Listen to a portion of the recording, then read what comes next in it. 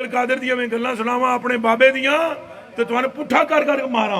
मैं तो अल्लाह दी कसम डरदा जेड़ियां गल्लां बाबे गौस पाक ने फरमाइयां। आप दा एक मुरीद हो गया फौत, हुण सुनो, फरमाते एक बंदा फौत हो गया तो उसकी कब्र में जब फरिश्ते उसको अजाब देने लगे ना गुर से, तो बाबा और ही चले गए कब्र। हुण मिर्जा जेल में बोलेगा उठे गौस पाक कहां से चले गए? एक कुत्ते दे दिमाग में भौंक तो सिवा कख नहीं आउंदा। कुत्ते दे दिमाग में भौंक तो सिवा कख नहीं आउंदा, कख नहीं आउंदा कि कैसे ये कब्र से निकले गए। और चलिया तू पहले बुखारी दी हदीस दा जवाब दे कि किंज 1.25 लाख कब्र चू निकल के मुस्तफा के पीछे खड़े हो गए। बाबे और ही फरमाते हैं भाई वो मुरीद था मेरा गौस पाक, तो मैंने अपने रब से कहा परवरदिगारा निस्बत मेरी है इनू छड़ दे। तो अल्लाह पाक ने फरमाया ये गल बड़ी लम्मी है मैं विचों हज़फ कर रहा। अल्लाह पाक ने इरशाद फरमाया फरिश्तियों हट जाओ पीछे, अब्दुल कादिर विच पै गए। अल्लाह अकबर। और हम सिर्फ उन बाबों को मानते हैं जो किताबों को मानते हैं। जिन बाबों ने इज्जत किताबों की बुनियाद पे अवेल की थी और आज उन किताबों के दुश्मन हैं कुरान और सुन्नत के, उन बाबों को हम किस तरह मान लें? तो जिस शेख अब्दुल कादिर जिलानी रहमतुल्लाह अलैह के नाम पे आप लोग इज्जतें अवेल कर रहे हैं, इवन चंदे इकट्ठे करके अपना सोर्स ऑफ इनकम जिस शख्सियत को आपने बनाया है, वो जिस तरीके पे नमाज पढ़ती थी वो आप नमाज का तरीका पब्लिक में क्यों नहीं बताते?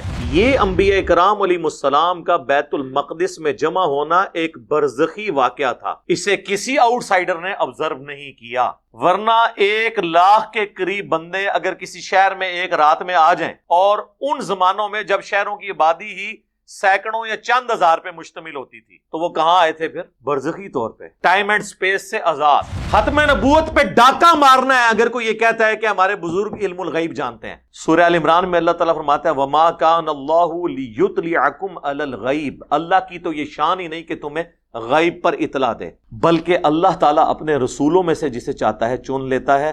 तुम्हारा काम है अल्लाह और उसके रसूलों पर ईमान लेकर आओ, बस। वो अब्दुल कादिर जिलानी रहमतुल्लाह अलैह और अल्लाह की गुफ्तगू भी उन्होंने नकल की है उसमें। यार ये अब्दुल कादिर जिलानी अल्लाह के साथ कैसे गुफ्तगू कर सकते हैं? अगर मैं आपसे ये पूछूं कि गुलाम अहमद कादियानी दज्जाल का क्या कसूर है, अगर यही कुछ आपने बाकी बाबों के लिए भी मानना है, अभी मैं चिश्ती रसूलुल्लाह, अशरफ अली थानवी रसूलुल्लाह की तो बात ही नहीं कर रहा ना, वो तो है ही बहुत बड़े लेवल का फ्रॉड। ये लोग ठेकेदार बने हुए खत्म नबूवत के, कॉन्फ्रेंसें कर रहे हैं। उसके बाद बुखारी के अल्फाज हैं, जब वो सवालात के जवाबात नहीं देता तो शेख अब्दुल कादिर जिलानी नहीं आते। अब ये कहेंगे तो हदीस में लिखा ही नहीं हुआ। सर लिखा हुआ है, ये मैंने निकाला है उसमें से। आप कहेंगे कि आएंगे तो वो हदीस में तो नहीं लिखा हुआ, तो मैं कहूंगा कि नहीं आएंगे क्योंकि हदीस में नहीं लिखा हुआ। तो जब उसे सवालात के जवाबात नहीं आते तो फरिश्ते उसे एक लोहे का हथौड़ा मारते हैं और उसकी चीखों पुकार जमीन और आसमान की सारी मखलूकात सुनती हैं सवाए जिन्नों और इंसानों। इस हदीस से यह भी रिजल्ट निकला कि सहाबा कराम को यह नहीं पता चला कि ये जिसको वो शहीद कह रहे हैं वो किस अजाब में है। तो बुजुर्गों को कहां से, बाबे किधर? हुन मजा है, बाबे तो शाही कोई नहीं। एक नवा जुमला मार्केट ही आया, अगर साहबा को नहीं नजर आया अजाब कबर वाली चादर, तो बाबे तो शाही कोई नहीं। सही मुस्लिम की हदीस है, जिसे उसका अमल पीछे छोड़ दे उसे उसकी निस्बत आगे नहीं लेके जा सकती। और बुखारी और मुस्लिम दोनों में हदीस है, ऐ मेरी बेटी फातिमा मेरे माल से जो लेना है ले ले, अगर अल्लाह ने तुझे पकड़ लिया मैं तुझे नहीं छुड़ा सकता। जामिया तिरमिज़ी में हदीस है, हजरत उस्मान गनी जब भी कब्रिस्तान जाते तो इतना रोते कि उनकी दाढ़ी आंसुओं से तर हो जाती। लोग कहते कि आप इतना क्यों रोते हैं कब्र पे आके? तो उन्होंने फरमाया कि मुझे फिक्र लगी हुई है कि मेरी कब्र में अब्दुल कादिर जिलानी तो नहीं आ सकेंगे, तो मेरा क्या बनेगा? जी लिखे है ਉਹਦੇ ਚ, जे ए लिखे ना ਤੁਹਾਡੇ ਕੋਲ के ਆਣਗੇ ਤੇ ਫਿਰ ਅਸੀਂ ਉਹਦੇ ਚੂਹੇ ਵੀ ਕੱਢਾਂਗੇ ਕਿ ਲਿਖੇ ਹੈ ਕਿ ਉਹ ਨਹੀਂ ਆਣਗੇ। ओडिया ने लाख ਨੂੰ कलमा पढ़ाया, ओ सर छाड़ दो। डॉक्टर जाकिर नाइक ने हजारों हिंदुओं को कलमा पढ़ाया, हमने देख लिया। आपकी तो स्टोरियां किताबों में अक्सर जाली निकल आती हैं, ये तो वीडियो बनी हुई है और उनको गरीबुल वतनी की जिंदगी गुजारनी पड़ रही है। हजरत इब्राहीम अलैहिस्सलाम की तरह अपना मस्कन छोड़ना पड़ गया। तो इन लोगों ने डॉक्टर जाकिर नाइक को वलीउल्लाह क्यों नहीं मान लिया? उसने नहीं कलमा पढ़ाया कि मरने से पहले ए मुसलमान कर ले इस पे गौर, किताबों का खुदा और है, बाबों का खुदा और। बाबे मानते तो उसी खुदा को हैं, लेकिन किताबों वाली क्वालिटीज के साथ नहीं, अपनी मन घड़त तवहुमात के साथ। और यकीन कर, इस नारे का अगर तू वाकई दिल से विर्द करेगा, एक दिन आएगा तेरे अंदर से आवाज निकलेगी, क्या ना मैं वाबी, ना मैं बाबी, मैं हूं मुस्लिम इल्मी किताबी।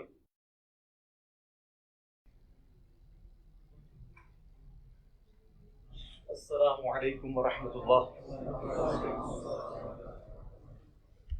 لا حول ولا قوة الا باللہ. حسبنا اللہ ونعم الوکیل. یا حی یا قیوم برحمتک استغیث. اللہم صلی علی محمد وعلی آل محمد. ایک مفتی صاحب ہیں، صوفی بھی ہیں. چونکہ اب ان کی ویورشپ زیادہ ہے تو اس لیے میں ان کو رسپانس کر رہا ہوں. چھوٹے موٹے بندوں کو تو ہم رسپانس نہیں کرتے، ورنہ تو اینڈ ہی کوئی نہیں ہوگا. ہر گلی محلے کے اندر لوگ پیدا ہو گئے ہیں. ان کا نام ہے جمال الدین قادری، اور کافی فیمس ہیں وہ بریلویوں کے ہاں. ان کی تقریریں کافی زیادہ وہ اونچی آواز میں بول لیتے ہیں. وہ 2-3 دن پہلے ان کی ایک ویڈیو اپلوڈ ہوئی. مجھے کچھ بھائیوں نے کہا کہ یہ دیکھیں، اتنے عرصے سے انہوں نے روزہ رکھا تھا، انہوں نے بھی توڑ دیا. تو حالانکہ یہ لوگ صوفی ہیں اور ان کا دعویٰ ہے کہ ہم بڑے اخلاق سے بات کرتے ہیں. اس سے پہلے سلیمان مصباحی صاحب تھے حافظہ اللہ تعالی، 2 سال ہو گئے ہیں. انہوں نے اس وقت کہا تھا میں اپنے رب سے توفیق مانگ رہا ہوں کہ میں انجینئر کا رد کروں گا. ابھی تک انہیں توفیق نہیں ملی. اب انجینئر مرزا محمد علی کو کیا پتا بابا ہوتا کیا ہے؟ وہ تو اس کو تو حضرت جی جو پیچھے سے پیسے آ رہے ہیں نا، اس کو تو وہ نظر آ رہا ہے. اس کو کیا پتا بابا ہوتا کیا ہے؟ بابا اپنے زمانے میں ایک زمانہ ہوتا ہے، بابا اپنے جہاں میں ایک جہاں ہوتا ہے، اس کا وکھرے ایک جہاں ہوتا ہے. یہ اس کو نہیں پتا اور نہ اس کی باتوں میں آنا. انشاءاللہ میرا ارادہ بن رہا ہے، کیونکہ اب وہ ہمارے بابوں کی طرف آ رہا ہے اور ہم نہیں اپنے بابوں کی برداشت کر سکتے. منوس تجھے کیا پتا بابے ہوتے کیا ہیں؟ تجھے کیا پتا باجزید کہتے کس کو ہیں؟ تجھے کیا خبر جنید کس ہستی کا نام ہے؟ حضرت اس لیے اس کی بات بھی نہ سنا کرو حضرت، وہ بھی دل میں شک ڈال دے گی حضرت. اور انشاءاللہ بس میں توفیق مانگ رہا ہوں اپنے اللہ سے، بڑی جلدی میں نے انشاءاللہ اس کا رد شروع کرنا ہے. ایویں بکواس کر رہا ہے اپنے کمرے میں بیٹھ. یہ کیا ہوا؟ تیرا کمرہ، تیرا کیمرہ، تیرے ہی لوگ، تیری کتابیں، تیری باتیں. کسی دن ہمیں بھی بلا نا، تو اسی طرح لائیو چلا نا بھائی. تیری اپنی دنیا، تیری اپنی باتیں. یہ کیا حضرت ہوا؟ اس لیے میرے دوستو آپ بھی تھوڑا آپ بھی دیکھو نا حضرت. وہ کیا بھائی، اگر وہ اتنا ہی حق پہ ہے تو کیوں ڈرتا ہے؟ ہم نہیں گنے لے کے جائیں گے اور ہمیں گن کی لوڑ ہی نہیں. ہم تو درود والے ہیں حضرت.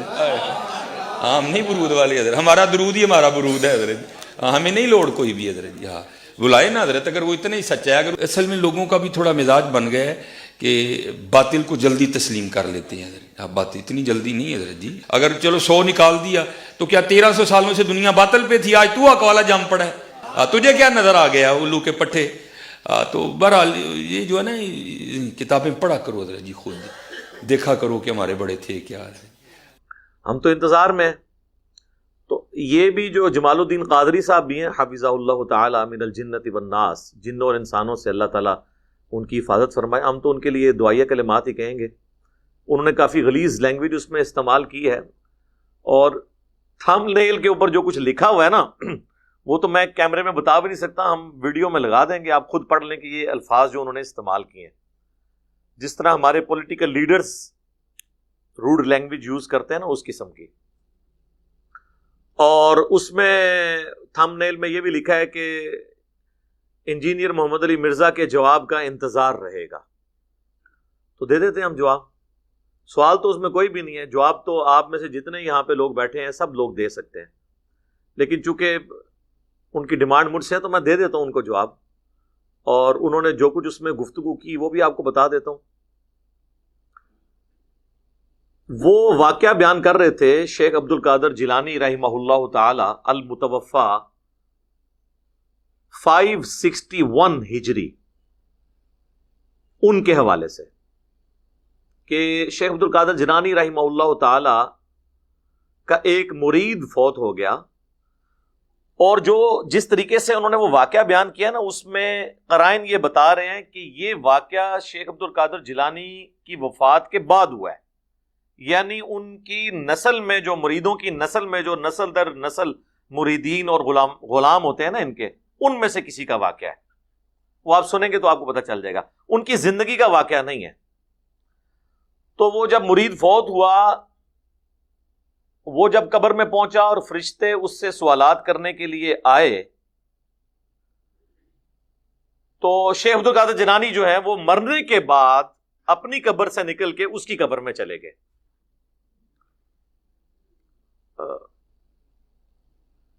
ان کو ہیلپ آؤٹ کرنے کے لیے. تو فرشتوں نے کہا کہ یہ تو شیخ عبد القادر جیلانی آ گئے ہیں. میرے بھائی فرشتے کسی کو کیا سمجھتے ہیں؟ قرآن میں ہے کہ فرشتوں کو جو اللہ حکم دیتا ہے نا بس وہ اسی کی پیروی کرتے ہیں, وہ اس طرح کے معاملات میں نہیں پڑتے. بہرحال اس کی میں انجینئرنگ بعد میں کرتا ہوں. وہ کہتے ہیں جی فرشتوں کو مصیبت پڑ گئی, وہ آگے, تو اللہ تعالیٰ نے فرمایا کہ فرشتوں اب تم بیچ میں سے نکل جاؤ, اب عبد القادر جیلانی اس میں آ پڑے ہیں, نعوذ باللہ من ذالک.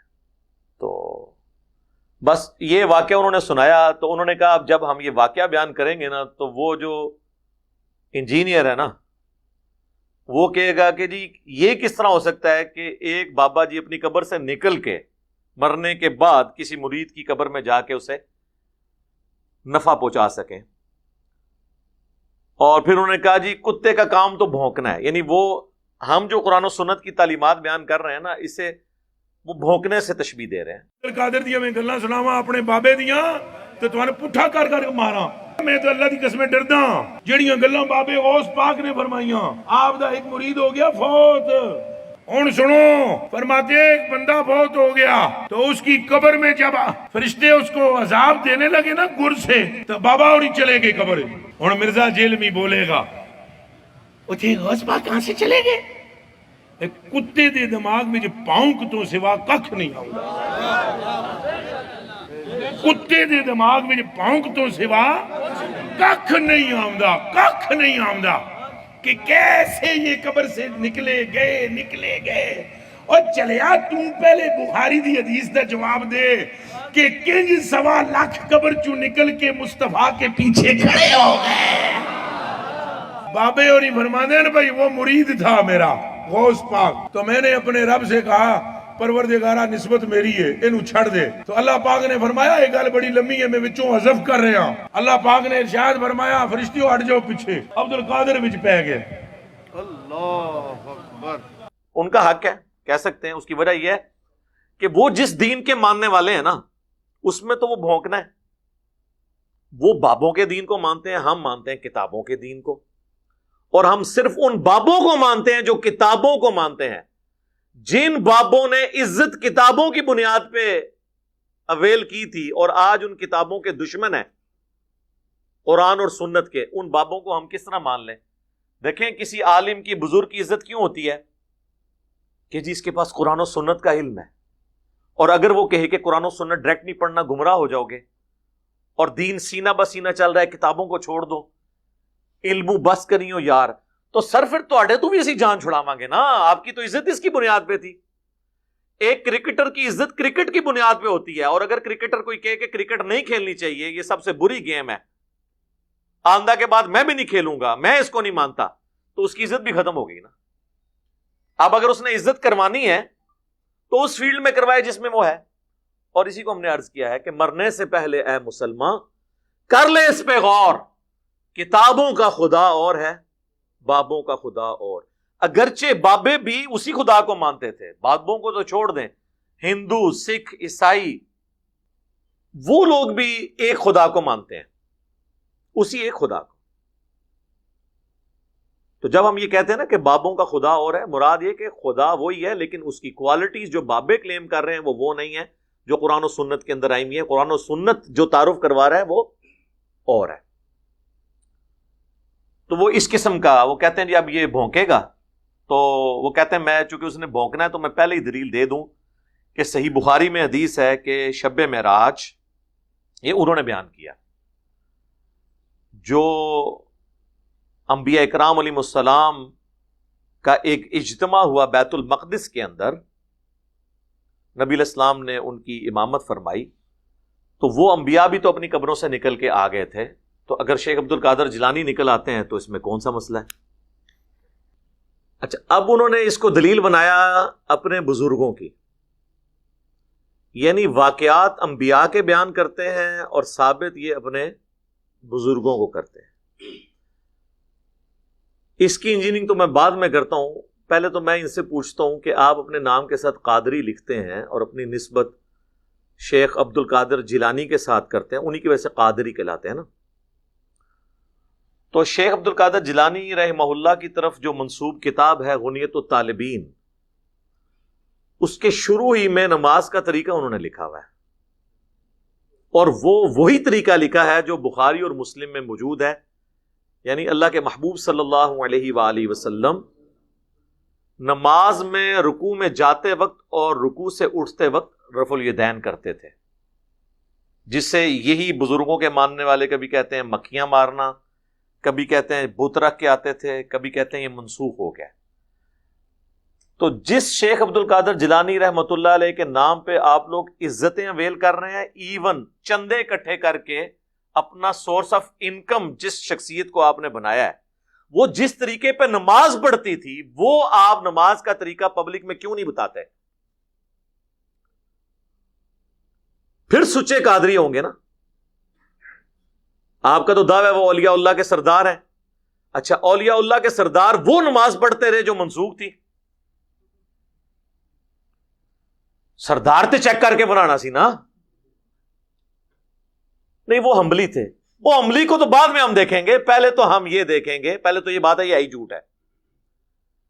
نبی صلی اللہ علیہ وآلہ وسلم کی نماز کا طریقہ جو آپ کے نزدیک ختم ہو چکا، جو مکھیاں مارنا ہے نعوذ باللہ، اور کیا کیا آپ اس کے لیے نام رکھتے ہیں. آپ کے سب سے بڑے بزرگ اس طریقے پہ نماز پڑھتے تھے. جس بزرگ کو پوری زندگی یہی نہیں پتا چلا کہ نبی علیہ السلام نے نماز کس طریقے پہ پڑھی ہے، وہ آپ کے دلوں کے حال کیسے جانتے ہوں گے؟ پھکی ہے نا سر، الزامی جو آپ اینٹی وینم ساڑھے گل تو پھر ہی گلا نے، جسے خود نماز کا طریقہ نہیں پتا بقول آپ کے. پہلے تو انہیں حنفی کریں قبر سے نکال کے ریکویسٹ کر کے، لیکن اب تو کوئی فائدہ نہیں. دوسرا یہ جو آپ نے بات کی کہ بخاری شریف میں حدیث ہے، تو پہلی بات ہے یہ بخاری میں حدیث ہے ہی نہیں ہے، یہ حدیث صحیح مسلم کے اندر ہے. وہ تو آپ کو پتا ہے یہ ہر جگہ ہی کہہ دیتے ہیں بخاری شریف میں، ان کو کیا پتا. اور میں اگر مسلم شریف ان کو دے بھی دوں نا، ان کو آدھا گھنٹہ لگ جائے گا ڈھونڈنے میں وہ حدیث. یہ حدیث مسلم شریف میں ہے اور سنن نسائی کے اندر ہے، اور مشکات میں بھی مسلم شریف کے حوالے سے موجود ہے کہ نبی علیہ السلام فرماتے ہیں کہ شب معراج بیت المقدس میں انبیاء کرام اکٹھے ہوئے اور جبرائیل علیہ السلام نے مجھے کہا کہ میں ان کی امامت کرواؤں، جس کی وجہ سے ہم آپ صلی اللہ علیہ وآلہ وسلم کو امام الانبیاء کہتے ہیں. یہ انبیاء کرام علیہ السلام کا بیت المقدس میں جمع ہونا ایک برزخی واقعہ تھا، اسے کسی آؤٹ سائیڈر نے آبزرو نہیں کیا. ورنہ 1,00,000 کے قریب بندے اگر کسی شہر میں ایک رات میں آ جائیں، اور ان زمانوں میں جب شہروں کی آبادی ہی سینکڑوں یا چند ہزار پہ مشتمل ہوتی تھی، اور ایک مسجد میں آ جائیں، بیت المقدس کی مسجد میں، اس وقت کیا آج بھی بیت المقدس کی مسجد اتنی بڑی نہیں کہ اس میں 1,00,000 بندہ آ سکے؟ 5 سے 10,000 سے زیادہ بندہ وہاں نہیں آ سکتا. تو وہ کہاں آئے تھے پھر؟ برزخی طور پہ، ٹائم اینڈ سپیس سے آزاد. 1,00,000 بندہ کہیں رات میں آئے، پورے شہر کے اندر شور مچ جاتا ہے. تو یروشلم کے اندر تو یہ چیز ہو جانی چاہیے تھی نا. ایون خود جو نبی علیہ السلام تشریف لے گئے ہیں، آپ کو بھی کئی معاملات وہ وقتی طور پہ تھے، آپ نے اتنی باریکیوں سے آبزرو نہیں کیے. بخاری اور مسلم دونوں میں حدیث ہے، اللہ کے محبوب صلی اللہ علیہ وآلہ وسلم کہتے ہیں جب میں معراج سے واپس آیا تو مجھے کافروں نے جھٹلانا شروع کر دیا اور مجھ سے سوالات کرنے شروع کر دیے. بھئی سوال کیا کر رہے تھے کہ بتائیں کہ بیت المقدس کے کتنے دروازے ہیں، کتنی سیڑھیاں ہیں، اس کی دیواروں پہ رنگ کون سا ہوا ہے. میرے بھائی اس اکیڈمی میں، یہ آج ہماری کوئی 8ویں 9ویں مجلس ہے، اس سے پہلے میں 10 سال جس اکیڈمی میں جاتا رہا، ہر دفعہ سیڑھیاں چڑھ کے، آپ مجھ سے پوچھیں نا کہ میں کتنی سیڑھیاں چڑھ کے گیا ہوں تو مجھے نہیں پتا ہوگا. آپ کو اپنے گھر کی بھی سیڑھیوں کا نہیں پتا ہوگا. اور جو بندہ زندگی میں ایک دفعہ ایک جگہ گیا وہ کیسے ان سوالات کے جوابات دے سکتا ہے؟ تو بخاری مسلم کے الفاظ ہیں، میں اتنا پریشان ہوا کہ اعلان نبوت کے بعد کبھی اتنا پریشان نہیں ہوا تھا کہ مجھ سے یہ سوال پوچھ رہے ہیں اور مجھے جواب نہیں آ رہے. اگرچہ سوال فضول تھے، تو نبی اسلام فرماتے ہیں کہ اللہ تعالیٰ نے بیت المقدس کو یوں میرے سامنے کر دیا، وہ جو مجھ سے پوچھتے جاتے تھے میں دیکھ کے بتاتا جاتا تھا. اور یہی ہمارا عقیدہ ہے کہ اللہ کے محبوب صلی اللہ علیہ وآلہ وسلم سے جب کوئی کوسچن ہوتا تھا اور اللہ تعالیٰ نے اس کا جواب دینا ہوتا تھا تو اسی وقت حضور کو وہ چیز سکھا دی جاتی تھی، آپ کی نظروں کے سامنے لے آتے تھے. وہ اکثر آپ کو بخاری مسلم کی حدیث پیش کرتے ہیں نا کہ نبی الاسلام ممبر پہ چڑھے اور آپ نے فرمایا پوچھ لو جو کچھ مجھ سے پوچھنا ہے. تو حدیث پوری تو پڑھیں، اس میں الفاظ ہیں جب تک میں یہاں پہ موجود ہوں جو کچھ تم مجھ سے پوچھو گے میں تمہیں بتاؤں گا. تو اس میں امپلائیڈ ہے کہ مجھے اب اللہ نے اجازت دی ہے کہ میں یہاں پر ہوں. اب یہ تم نے خدا کو چیلنج کیا ہے تو خدا میرے ساتھ کھڑا ہے، جب تک میں ادھر موجود ہوں جو بھی مجھ سے پوچھو گے تو میں بتاؤں گا. اگر آپ والا عقیدہ ہوتا تو حضور کہتے کہ جی میں جب کہیں پر بھی ہوں مجھ سے جو مرضی پوچھو، جب تک ممبر پہ موجود. اللہ تعالیٰ مجھے اسی وقت آگاہ کر. تو علم الغیب کا ہمارا عقیدہ یہ ہے کہ اللہ جب چاہتا ہے جتنا چاہتا ہے اپنے پیغمبر کو علم الغیب دیتا ہے، اور یہ عقیدہ خاص پیغمبروں کے ساتھ ہے. غیر پیغمبر کے لیے علم الغیب کا عقیدہ اس امت میں ماننا، اس امت میں یاد رکھیے گا. آپ کوئی مثال دینا شروع کر دے، حضرت موسیٰ علیہ السلام کی والدہ کو جو کشف ہوا یا حضرت عیسیٰ علیہ السلام کی والدہ کو جو الہام ہوا، وہ اس امت میں یہ ساری چیزیں بین ہیں. کیوں؟ ختم نبوت کی برکت. ختم نبوت پہ ڈاکہ مارنا ہے اگر کوئی یہ کہتا ہے کہ ہمارے بزرگ علم الغیب جانتے ہیں.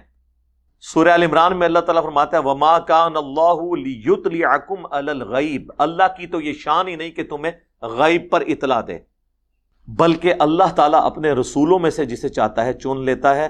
تمہارا کام ہے اللہ اور اس کے رسولوں پر ایمان لے کر آؤ. بس علم الغیب اللہ نے اپنے پیغمبروں کو دینا ہے. اور اس میں دیکھیں کہ وہ کہتے ہیں کہ عبد القادر جیلانی جب آئے تو وہ عبد القادر جیلانی رحمۃ اللہ علیہ اور اللہ کی گفتگو بھی انہوں نے نقل کی ہے اس میں. یار یہ عبد القادر جیلانی اللہ کے ساتھ کیسے گفتگو کر سکتے ہیں؟ ہاں ویسے ایک شاعری انداز میں کوئی کرتا رہے وہ تو شاعر بھی کرتا رہے، وہ تو آپ کرتے رہیں. وہ تو ہم جس طرح مولا علی کا قول ہے کہ جب میری خواہش ہوتی ہے میں اللہ سے باتیں کروں تو میں نماز پڑھتا ہوں، اور جب میری خواہش ہوتی ہے اللہ مجھ سے گفتگو کرے تو میں قرآن پڑھتا ہوں. واقعی قرآن تو لگتا ہے کہ جیسے اللہ ہی گفتگو کر رہا ہے بندے سے. ان معنوں میں تو ٹھیک ہے، لیکن وہ تو آپ شیخ عبد القادر جیلانی کے انہوں نے جو واقعات نقل کیے ہوئے ہیں وہ تو لگتا ہے ڈائریکٹ ان سے باتیں کر رہے ہیں. تو اب مجھے اگر میں آپ سے یہ پوچھوں کہ غلام احمد قادیانی دجال کا کیا قصور ہے، اگر یہی کچھ آپ نے باقی بابوں کے لیے بھی ماننا ہے. ابھی میں چشتی رسول اللہ، اشرف علی تھانوی رسول اللہ کی تو بات ہی نہیں کر رہا نا، وہ تو ہے ہی بہت بڑے لیول کا فراڈ. یہاں پہ دیکھیں ڈائریکٹ گفتگو. عبد القادر جیلانی نے کہا کہ اچھا یوں اللہ یوں کر لے، اللہ نے آگے عبد القادر جیلانی کو یہ جواب دیا. یہ لوگ ٹھیکیدار بنے ہوئے ختم نبوت کے، کانفرنسیں کر رہے ہیں. یہ کون سی باتیں ہیں؟ تو وہ کہتے ہیں جی وہ گفتگو کی عبد القادر جیلانی کی اللہ سے گفتگو ہے، اور وہ الٹیمیٹلی وہ کہتے ہیں اب یہ بھونکے گا کہ جی یہ کہاں سے نکلے. انبیاء کا نکلنا برزخی تھا. اور وہ سورہ ال عمران کی آیت نمبر 81 میں ہے کہ اللہ تعالیٰ نے انبیاء سے یہ عہد لیا تھا کہ جب میں تمہیں پیغمبری دوں اور آپ کی موجودگی میں کوئی اور پیغمبر آ جائیں تو آپ نے ان پر ایمان بھی لانا ہے، ان کی تصدیق بھی کرنی ہے، ان کی مدد بھی کرنی ہے. ایک جنرل رول تھا. جس طرح کہ حضرت عیسیٰ علیہ السلام کی تصدیق کی یحییٰ علیہ السلام نے. ایک زمانے میں دونوں پیغمبر آئے. اسی کے تحت اگر ہمارے نبی کی موجودگی میں کوئی پیغمبر آتا یا نبی علیہ السلام سے پہلے جو پیغمبر ہیں ان کی موجودگی میں نبی علیہ السلام آتے، دونوں صورتوں میں، اب تو ختم نبوت کی وجہ سے وہ پہلی والی صورت تو ختم، کیونکہ آپ خاتم النبیین ہیں. یعنی آپ علیہ السلام دنیا میں تشریف لاتے اور کوئی اور پہلے پیغمبر موجود ہوتا تو اس کا کام تھا وہ نئے آنے والے پیغمبر کی تصدیق کرتا. یہ وعدہ جو اللہ نے لیا تھا نا انبیاء سے، یہ پورا کیا بیت المقدس میں شب معراج میں معجزانہ طور پر، کہ سارے انبیاء کو بیت المقدس میں برزخی طور پر جمع کیا، جس کی ہمیں کیفیت نہیں پتا. اور ہمیں تو شہید کی کیفیت نہیں پتا. اللہ تعالیٰ فرماتا ہے شہید زندہ ہے لیکن تمہیں شعور نہیں اس کی زندگی کا. یہ کہتا نہیں ہمیں شعور ہے، بالکل ہے. اعلیٰ حضرت لکھتے ہیں نا ملفوظات کے اندر، ان کے بیٹے نے جمع کیا کہ انبیاء کرام کی بیویاں بھی قبروں میں پیش کی جاتی ہیں, وہ ان کے ساتھ شباشی کرتے ہیں. وہ کہتے ہیں ہمیں شعور ہے کہ حیات النبی کون سی ہے. المحند المفند میں دیوبندیوں کے سارے بزرگ اکٹھے ہو کے لکھتے ہیں کہ بھائی نبی علیہ السلام کی جو حیات النبی ہے وہ قبر مبارک میں دنیا کی سی ہے. اور دنیا کی سی کہاں سے آ گئی میرے بھائی؟ دنیا میں تو سانس چاہیے ہوتا ہے زندہ رہنے کے لیے, کھانا ضرورت ہوتی ہے, ٹوائلٹ ضرورت ہوتی ہے. آخرت کی زندگی کے لیے نہ سانس کی ضرورت ہے, نہ ٹوائلٹ کی ضرورت ہے, نہ اس دنیا کے کھانے کی ضرورت ہے. آج بھی اگر رسول اللہ صلی اللہ علیہ وآلہ وسلم کی قبر اطہر آپ کھولیں گے تو حضور اسی طرح لیٹے ہوئے ہوں گے جس طرح آج سے 1400 سال پہلے ان کو دفنایا گیا تھا. کوئی ہلتے جلتے آپ کو نظر نہیں آئیں گے. وہ آخرت کی زندگی ہے.